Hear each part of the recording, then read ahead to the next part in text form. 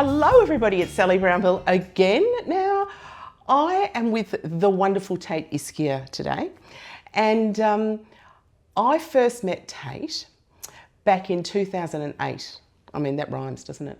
I can't even believe it was that long ago, Tait. And the reason I'm bringing this up straight away is because I am always talking about networking. I'm always talking about this industry is about communication, and it's so much more than about what you know. It's about people, it's about getting on with people. And I met Tait, he was his first year out of university, and you were working at an agency called The Surgery. And I remember meeting you. You were just the loveliest young man. You were so interested, but you were also really interesting. And I followed your career all the way through to today, and we've not had a lot to do with each other, but every time I've spoken to you, you've always given me the time of day. You've always been really cheery and happy. It doesn't matter how busy you are. And that has spoken volumes to me. So when I've been doing this series, I've been wanting to introduce and interview people from all walks of the industry, and you have a particularly interesting story. And I will shut up now so that you can start talking about it. So you studied advertising at RMIT, and you came out as a... Well, I went in wanting to be a graphic designer. Oh, wow. Went through sort of thinking I'll be an art director, but then getting a job as a copywriter. Yeah, and I love that. And why would you go to study advertising if you thought you wanted to be a graphic designer? Well, I also applied for the communication design degree at RMIT and for the multimedia design degree at Swinburne and advertising. And I think I just, at the time, knew that I was interested in it all. And I mean, I got into advertising and I was really excited by the people that I'd met doing that. And so I just chose it. Did you get into the others? I think I got a B letter from comm design from memory, but I got an A letter from advertising. And so I just went, oh yeah, no, this one. Fantastic. I wasn't like, oh, I must do comm design. It was like, you know, whichever one was. And you had such an interesting career for the last, gosh, what are we talking? Probably 20 years now. Close to. I know he looks like he's about 12, but I'm okay with that. And I'm fine with that.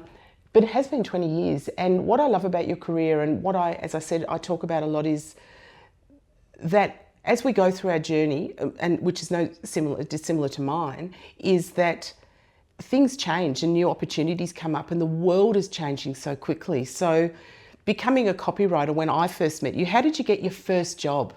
I think a lot of younger people, would love to hear that. Yeah, good question. So that job at the surgery, and I had other jobs, but that was the first one where I signed a contract and got paid a salary and went to work doing the thing that I did at university. I had a friend who emailed me and said, this agency is looking for, young people to come in and pitch some ideas.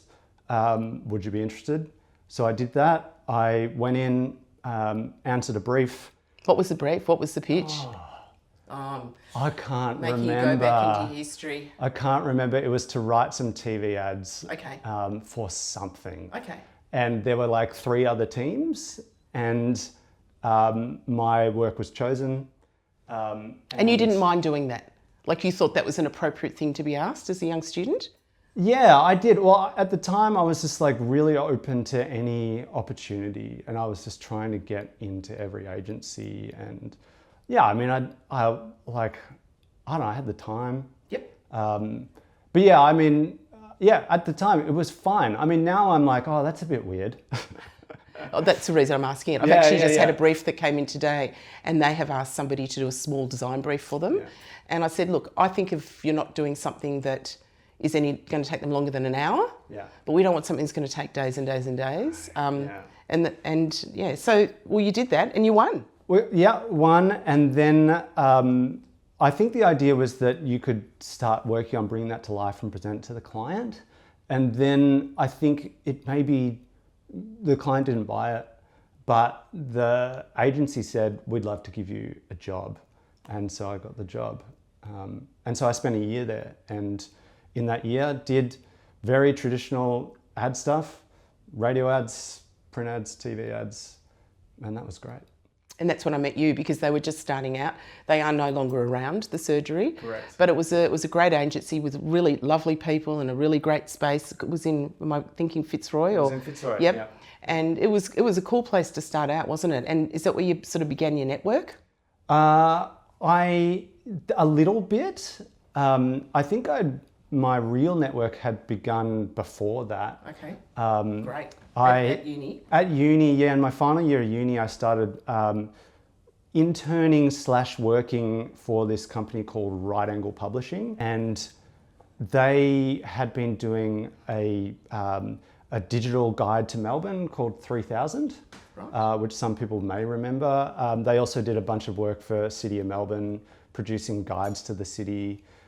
It was kind of marketing, advertising adjacent, right. But it wasn't necessarily campaigns creative. It was more about writing, producing information content, and doing it in an interesting, creative way. And so that group of people connected me in a big way, and I met lots of people in that little community. And then I brought that community with me to the surgery, and wow. So sort of had this like clash of worlds, this sort of like writing and publishing world and this advertising world sort of coming together, which set me off, I think, for my career a little bit. And following on from that, when did you know it was sort of time to leave? I think that's a question I often get asked by young people, like, is it going to look bad on my CV if I've only been somewhere for a year, or how long do I have to stay? And I certainly know the answer I give, but which I'm not going to tell you. But what is it that you sort of thought in yourself, like, it's time for me to go? I don't know. There was like, I think after a year at the surgery, I just had this need to do something else, go somewhere else. In fact, there was one day where I just went, I've got to get out and do something else. And so I went online and booked a one-way ticket to New York City. Mm-hmm. And then I handed in my resignation letter. Wow. Yeah, and it was just, I was 22. Yeah. And it's your rite of passage to do that. I just thought that... When it was safe to go to New York City. Yes, although that's a little bit of that, but then the worst thing about New York City at the time was that the GFC had just landed. Oh, yes. So you'll remember that we were talking to each other in 2008. Yes. 2009 is when I went to New York City. Yeah, that's right. And every agency had a hiring freeze. So there was no way I was going to get some sort of that's right. Leg up into an agency over there. So what did you do? I spent 6 months there. I just met as many people as possible, had conversations with people. I just was a sponge. I just tried to learn. And I spent many, many days inside the public libraries of New York City working on my folio. Oh, wow. What a place to do it. Yeah. And I tried to get jobs and I did things outside of the industry, like just made friends and did interesting things and traveled around. And, yeah. How wonderful. And when you came back to Australia? So when I came back, I was at my parents' house going, all right, I'm back at square one again. Yeah. And I've been there. That's right. But then again, this is where the network kind of comes back. I just got an email one day from a friend saying that a agency was looking for people. And so I responded to the request and I got a job there, and that was DT Digital, which was at the time had just moved in side by side with Badger Ogilvy. Mm-hmm. Ogilvy, really? Yeah, St Kilda Road. And so that was a really interesting time where it was this clash of old world advertising and new world website development, UX, digital stuff. And they kind of tried to bring the two together to make it something interesting and work, and kind of struggled.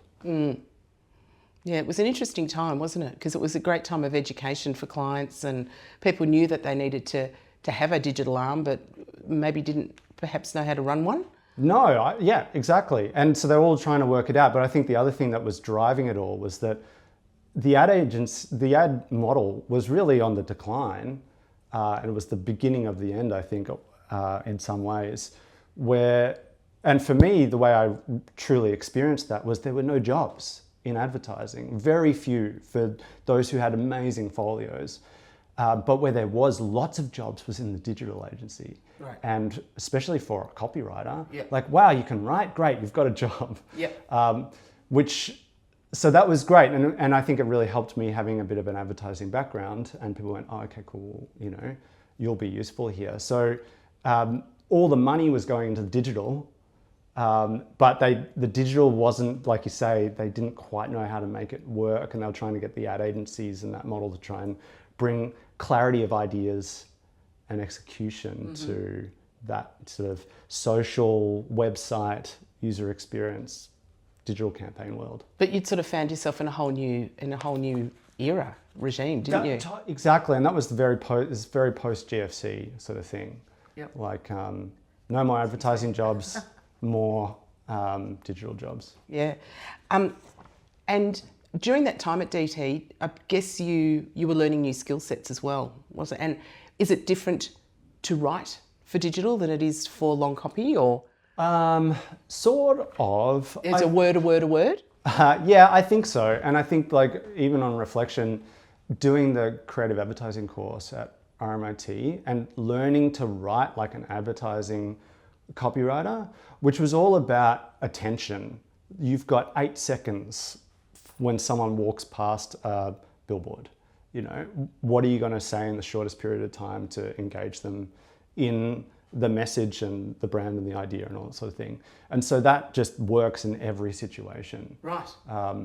Especially in the attention economy. Yep. Online, where you just have, zero like attention and awareness of people. You need to grab them. Yep. So that really helped me Yep. a lot for online. Yeah, fantastic. And before we started this conversation off air, we were talking about where your work really came to the fruition. So you sort of did a number of things like that for a while, and then you landed at? I landed at a design studio called Thick, Studio Thick. And to sort of create the bridge from DT to Thick, the person that hired me at DT was the creative director, whose name was Adam Morris. And at the time as well, there was, I think he was maybe the head of operations, Damon O'Sullivan, who had been the tech director at DT. And those two ended up leaving DT and they set up Thick.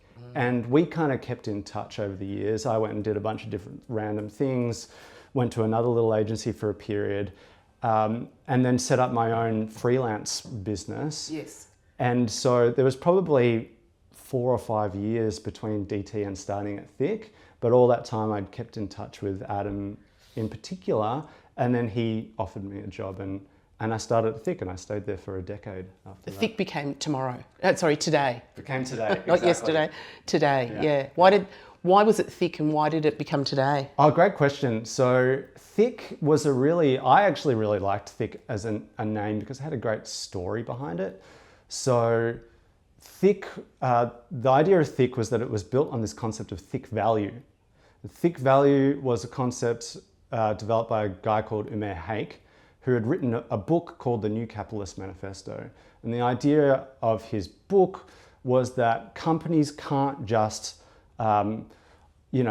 optimize for the financial bottom line. They've got to look at impact on society and the environment as well. And he said that just optimizing for the financial bottom line is thin value, whereas the triple bottom line, social, environmental, as well as financial value, is thick value. And so they built it on the concept of thick value. And the whole idea was that they could take smart, talented, creative people from the advertising and digital industries and apply that to organizations with a social or environmental sort of purpose. Fantastic. But why did they change it then to tomorrow? Oh yeah, sorry. So about 3 or 4 years into that, I think what was happening was it started out as a small design studio that was sort of known for doing website related things. It had been like a 10-person company when I joined. But by the time it became today, it had grown to like a 30 or 40 person studio. All of a sudden, we weren't competing with other small places. We were competing with big consultancies. And so the idea was that we needed to rebrand to really compete with the upper end of town rather than the lower end. Yeah, and so it was part of the name, but also part of the look and feel and the way we presented ourselves. Yeah, I think companies that change names can be quite a brave thing to do, but they've got to do it at the right time and promote it correctly. But you were there for 10 years. Yeah, and I saw all of that happen, and I saw all the growth. And that was the most amazing thing about my time at Thicken today, was coming in at like a 10-person design studio and seeing it grow. I think when I left, it was maybe 60 people. Jeez. But what's great, again, at the very beginning, I talked about your career has gone from strength to strength, but it's all been through your networks. You're not really applying for jobs. You're not looking at ads in the paper. And I talk to people about that all the time. Yes, by all means do that, but also work your network and ring companies that you like and say, hey, I know you might not have something now, but if you ever do, and that's what you were doing with Adam that whole time.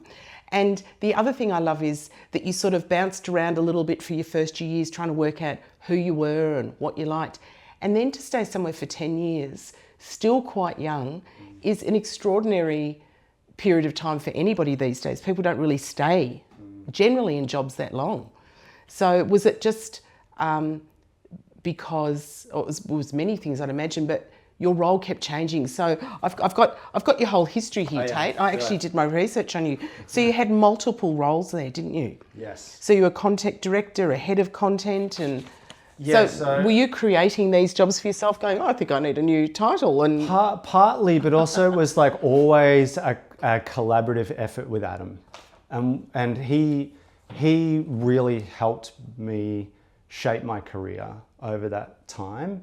He brought me in because he, as a creative director, he just knew we needed great copywriting and a good writer, and so that's how I kind of walked in the door. But then I also kind of brought a book under my arm, which was called Content Strategy for the Web by Christina Halverson. And I said, I kind of want to do more of this as well. Oh, I love that you brought it in a book. Yeah, that's right. I mean, I love books because they say, here's a concept and here's a thing and here's how to do it, and you can kind of build a whole, way of working around it. So, and he said, great, we need that. And so for those first 2 or 3 years, I was a content strategist, not a copywriter, although I did both. Yep. And then they work side by side, really, don't they? Yeah, exactly. In fact, a content strategist is just kind of an extension of what a copywriter is doing. But instead of saying what does one page read and sound like, you may be thinking about what does 50 pages read and sound like? How are they organized? What's the information architecture of it? What's the process of getting those live? Who should be involved in that process? So yeah, the thing that was interesting about Thick at the time was that it had a service design practice. Okay, that's really interesting. Can we just stop for a minute and just talk about service design? Because some people that are listening to this might not be quite aware of what that is. Yeah, so service design is a set of methods, and it's like a job, it's a practice that looks at designing the moments in a customer experience.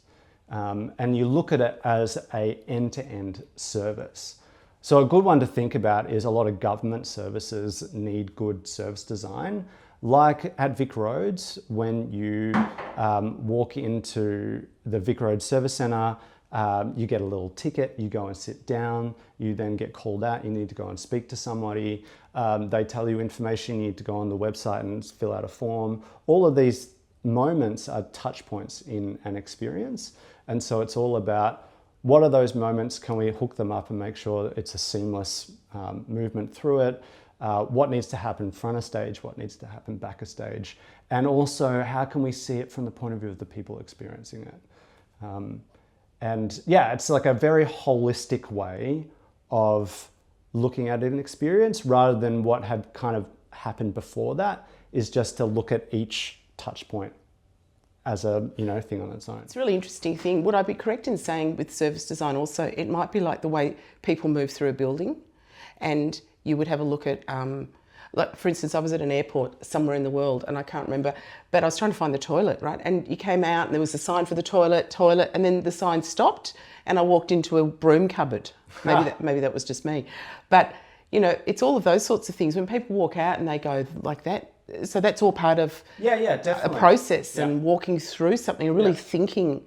It's not just about pretty signage or anything like that. That's true. You know, and that's maybe more like wayfinding in a way, like classic wayfinding thing. But it's a good metaphor for it though, because the other way to think about it is like the way I kind of came at it, which was as an advertising person through a campaign. Right. The campaign, you have a central idea, but it has many different executions, and each of them is slightly different.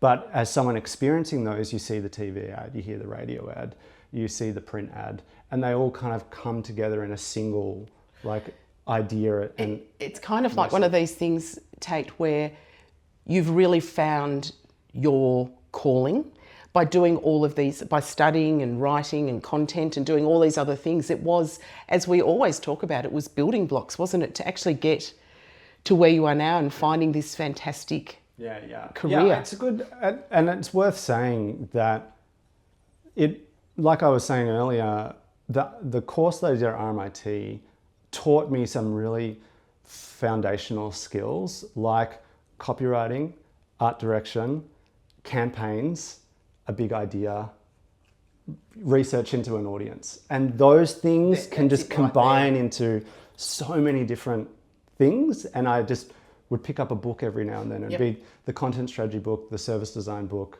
you know, the digital book. You know. And I love that you're so digital, but you still love books. You know, I'm the same. I've got books everywhere, and I think there's nothing quite like looking through something, is it? I think so. Today, I'm getting there. With today, that rounded out after 10 years, and now you're in this. I think you went straight to where you are now, didn't you? Yeah, I did. So, Atticus. Tell us about Atticus. I've actually, as I said, I did my research on you, and you wrote an article only yesterday, which was fantastic, about what is Atticus. And I mean, I can tell you what it is because I've read the article. Me what it is. No, I'm going to. Okay. Why did you choose? Okay, first of all, what is it? Yeah. Why did you choose to go to something like this, Yes. which is so totally different? Yes. Yeah, well, I think you'll find that it is and it isn't different. Okay. What Atticus does is very, very different. And it's a very hard thing to explain, which is why I put that post together.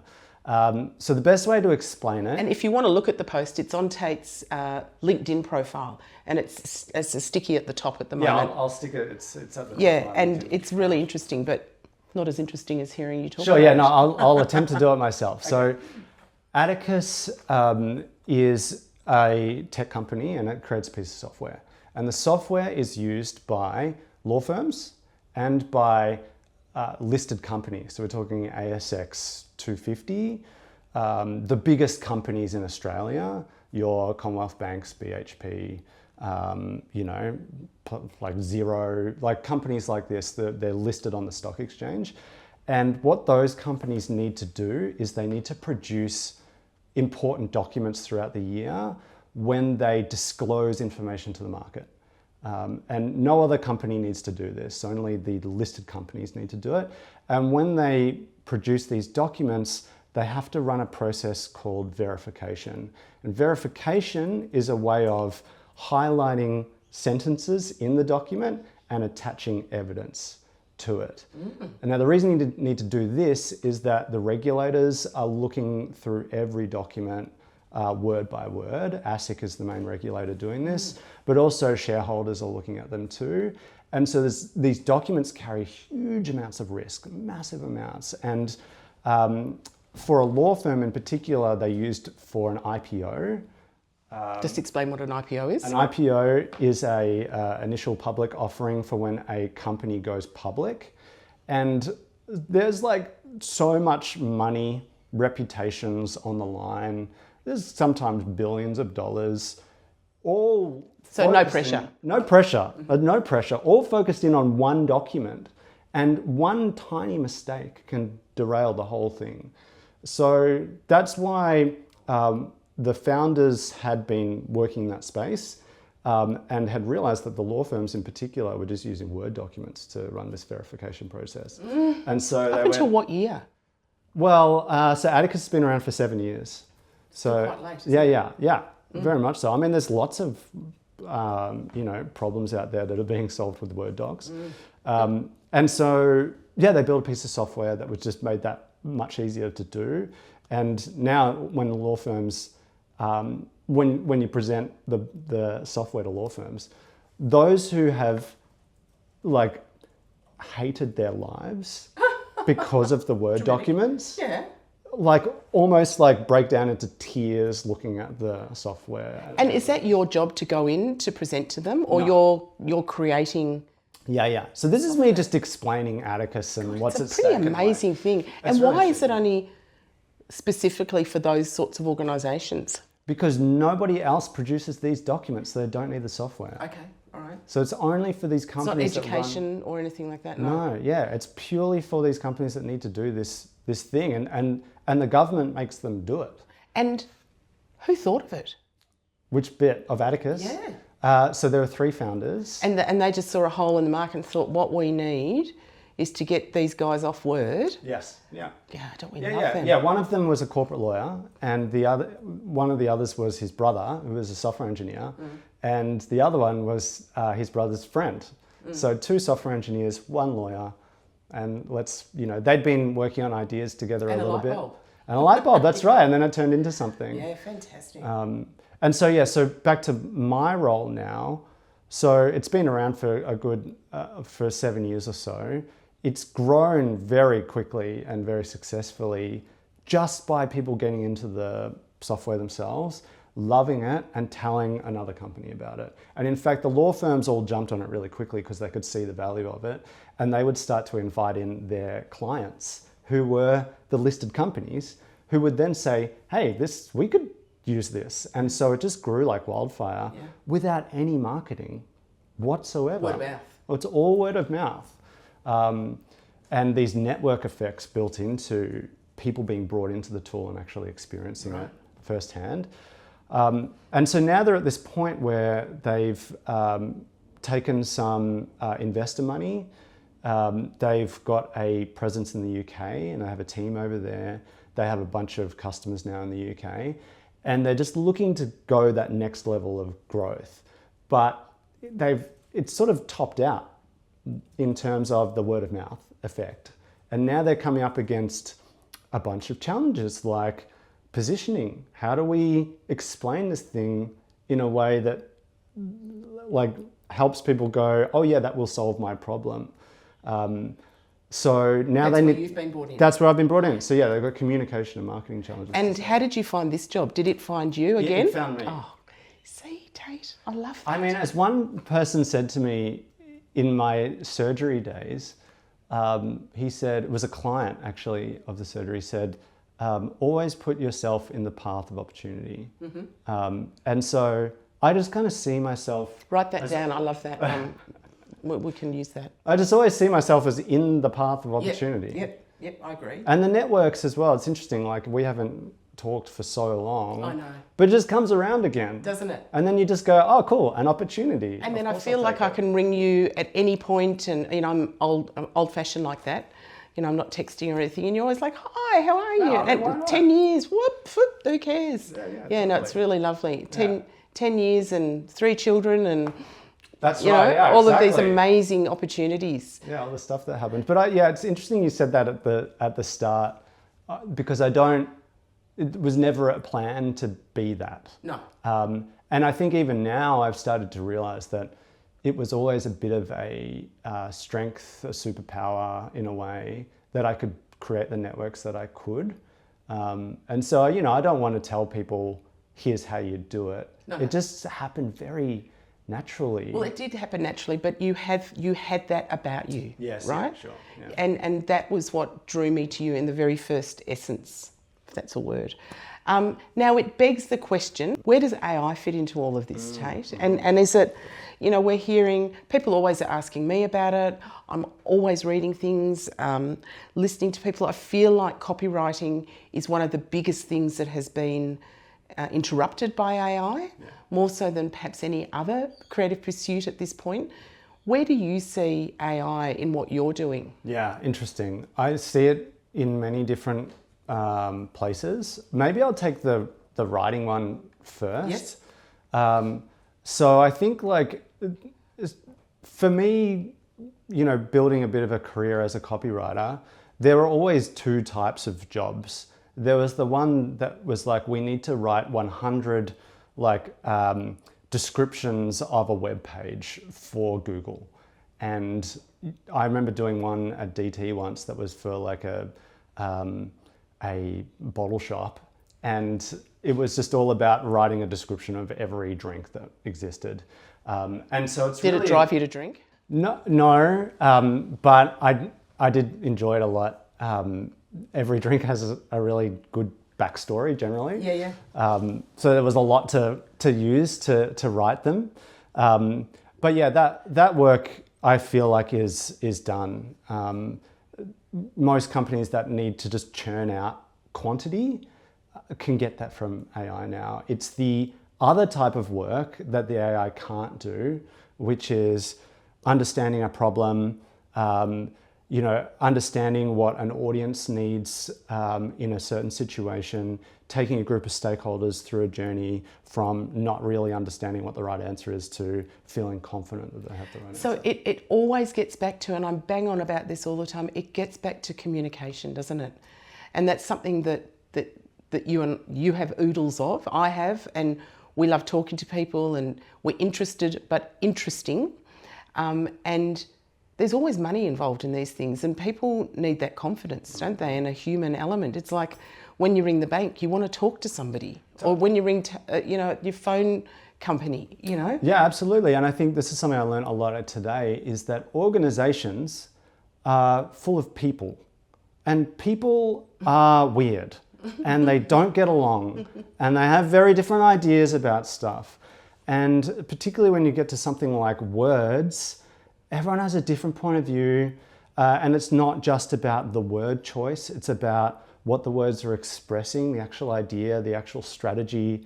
And as you go right to the root cause of the word, it gets very hairy down there.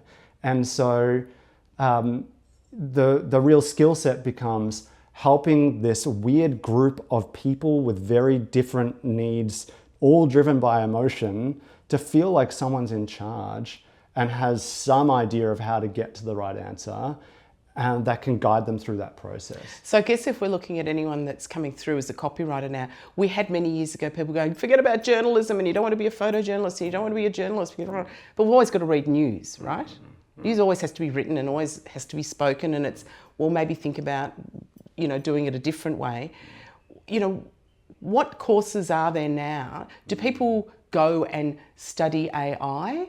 Is that part of, I'm heavily involved in education, but do you see that maybe being something for you in the future, to be one of those people that can educate people on, AI, what is it good for?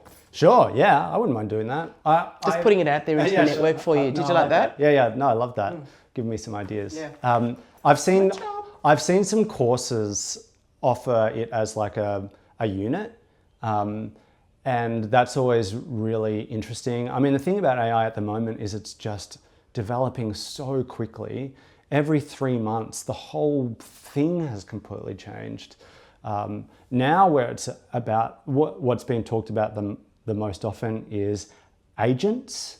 So like an AI doing a whole series of tasks for you, rather than just the chat interface where you ask it a question or give it a prompt and it gives you an answer. You give it instructions and you give it a whole day, and it goes out and does a whole sequence of things. Wow, that's really interesting. Can you give me an example? Yeah, so for like a marketing team, they might get an agent to... An agent is a person? No, an agent is a... Is AI. Is AI. But Agent what's AI. I think, I don't want to get too far into explaining all the aspects of AI, but there's the chatbot interface that we kind of know from ChatGPT and Claude and those sort of things, where you just say something to it and it says something back. Whereas an agent is is a similar thing, but you give it instructions, and then it goes and does many tasks to get to an outcome. And so the thing that you might do is you might say, I don't know, come up with a campaign platform. This is so interesting. Do you know, the other day I asked Siri a question, and do you know what she said to me? No. I went, Siri, like she couldn't be more uninterested if she tried, which I thought was hilarious. Normally she goes, yes, how can I help you? But it was like she couldn't give a shit, actually. That's so funny. But do you feel like you're talking, you know, they are a person. It's like, what are you talking? You're in a bad mood? Yeah, in fact, I get the best use of the AI. I use Claude personally. I get the best use of Claude, which is just like ChatGPT. Think of them as the same thing. Through having conversation. When I first started using it, and I think a lot of people maybe are still in this mode where you say, I need you to do this thing for me, go and do it. Now I've been through this period of trying to get it to be my writer. Like, oh, I won't employ a writer. I'll just get the AI to write things for me. But it's a terrible writer. It's so bad. And the worst thing about it is that it sounds like good writing, but underneath it, it's completely hollow. There's like nothing behind it. And what people are finding now that so much AI writing has been put out into the world is there's a real AI signature going on. They call it AI slop. And it's just the same phrasing is being used again and again and again. And so you can see it everywhere. And so now I have a little rule for myself, which is that the AI will produce no writing for me at all. What it will do though is help me dig into the problem. And so I can say, look, I need to write something about X and it needs to be about this. I'm thinking about this structure, what do you think? And then it will say, oh, that's a great structure. These are the things that are really working for me. Here's some of the things you might not be thinking about though. I'm like, oh yeah, that's super interesting. What about down this rabbit hole? Maybe let's go down there. And it's like having a creative partner in the room with you. And then you come out of that process half an hour later being like, oh, now I really know what I want to write about. A lot more knowledgeable. Yeah, I must admit, the few times that I've done that, I've written a piece and then I've put it in and just said, can you, correct the English for me? Yeah. And put it into it, because I write like I talk a bit randomly. Can you put it into a structure? Yeah. Is that okay to do that? Yeah, of course. It is good. And for most people, I think that's a really good thing to do. Yeah, I don't ask it to write things for me though. Well, no, yeah. And that's the thing. It's like if you just say, write this for me, the chances, it is just being lazy. Like the good old fashioned encyclopedia, right? Sure. The Funkin' Wagnall, for those of you that are old enough, where you would look at something and so, but I love that idea of, okay, here's a topic. I don't know a lot about it. Let's go down that rabbit hole. Oh my God, I didn't realise that it meant that. I'm going to focus on that in this piece of writing and learn from that. Yeah, that's sort of how I've been starting to use it a little bit. Yes. Well, now what I'm doing though is I'll put the finished piece of writing in and I'll say, can you tidy it up? And I'm really unhappy with how it tidies it up. Well, the M dashes and all that sort of stuff. So many M dashes. Yeah, I just remove them all. They're all gone. But I think that's where it's like you start to realise that it's actually taken me longer to ask the AI to do this. But it's interesting that you're, with what you're doing now, Atticus, I love that name by the way. I think my new dog might be called Atticus. Not that I'm getting a new dog, Lainey, wherever you are.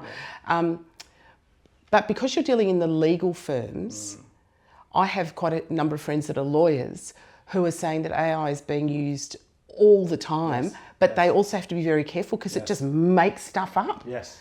Right? Exactly. So they're the ones that need to be educated on how to use it properly. Yes. Yeah. So there are two. Because it can come up with just facts that aren't even true. It can. And there have been people who have lost their jobs because it's hallucinated precedents. And I'm sure there would be lots of other industries that are the same, like education, for instance. Like we don't want teachers to start doing AI and everything's being the same and robotic because we don't want the kids to be coming through, not having what you talked about was that emotion and that, evocative way of talking or reading or...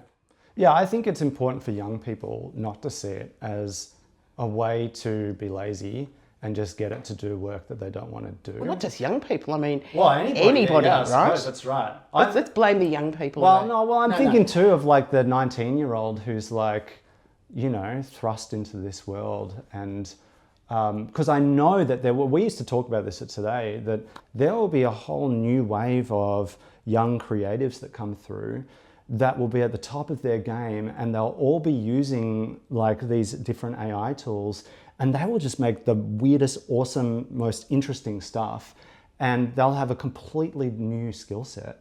And how do we look for that, and how do we coach that, and how do we, So therefore what we talked about a few minutes ago was about it could be really tough for young people coming through. This is an area that they need to, to look into as far as being a creative in this area, so that they become, sorry. No, I was going to say it because I just remembered watching the video interview you did with Michaela Webb. I was just about to bring that up, yes, and from Round. Yeah. From Round, and she was talking about the Mac operators and the old guard of the graphic designer who was like, I never touch a computer at all.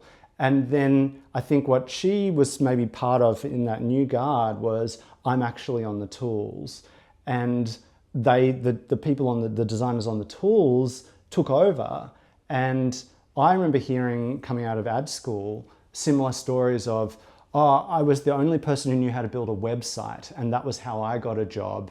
And then we turned into the digital department. You'd even hear stories of people saying, in the 70s, TV was new, or the 60s and 70s TV was new, and so it was all young people in those scenes, and then that became the entrenched, mode. And when I was coming out of university, it was digital and social. None of the older guard wanted to be doing social media, and so if you wanted to get into an agency, you kind of needed to embrace the new media. And that's how you got the jobs, because it was like, oh yeah, we'll give this young person a go on the social stuff. And so now it's AI. If you need to jump on the bandwagon and you need to work out how to, make that work for you in a way that a big agency would be like, oh my God, this is amazing value for us. Come and join us. I've written a lot of articles and spoken a lot to camera about the state of the industry now, where that seems to be, it appears that people of a certain age are being let go. Now, the question is it because they charge too much? It's probably more money driven than skill driven. Yeah. But my great belief still is that we need people that have been around for a long time to talk about idea generation and communication and all of these wonderful things, whilst all these new people and ideas are coming up. And there needs to be, I feel very strongly about that, there needs to be the old and the new guard that are working with each other. Yeah. Because they're both, the older I get, the younger they are that work for me. And they come in and teach me all these incredible things, like I'm just about to get onto Substack. Whoa. Great. Yeah. You should do that. I am. Yeah. I've been writing my head off, or my hand even. And, but, a year ago I didn't know what that was. Was it important? Yeah. And I just happened to be saying, I really enjoy talking and writing, and I want to do more public speaking. And Ezra, who's with me now, we were talking to another person, a content creator, and said, you've got to get onto that. And it's like, yeah, right.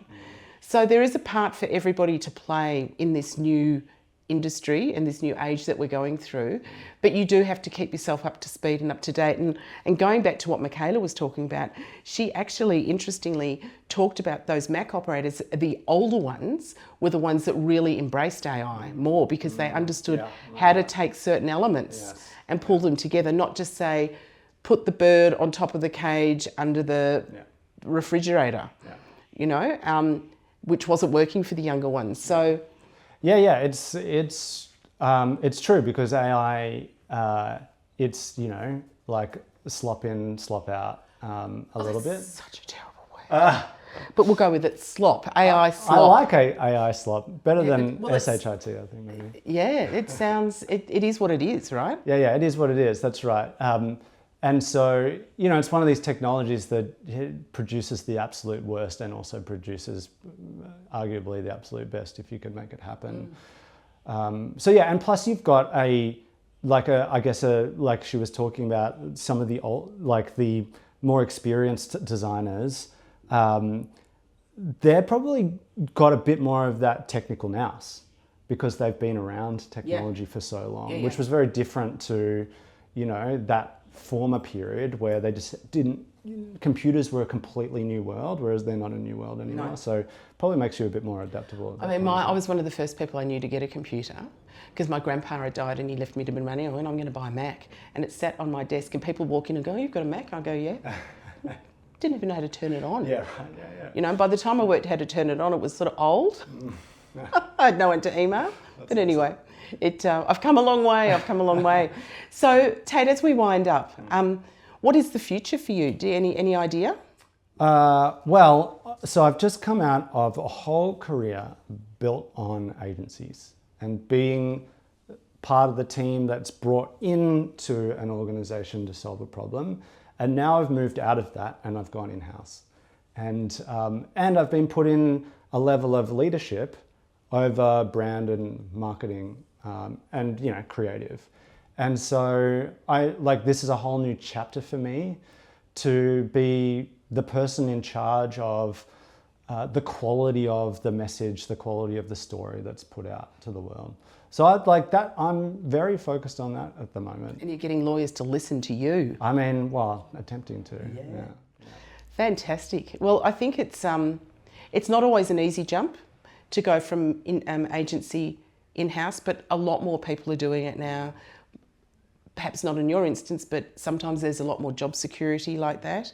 There is certainly a lot more need for specialists in that area, whereas advertising, everyone sort of knows similar things.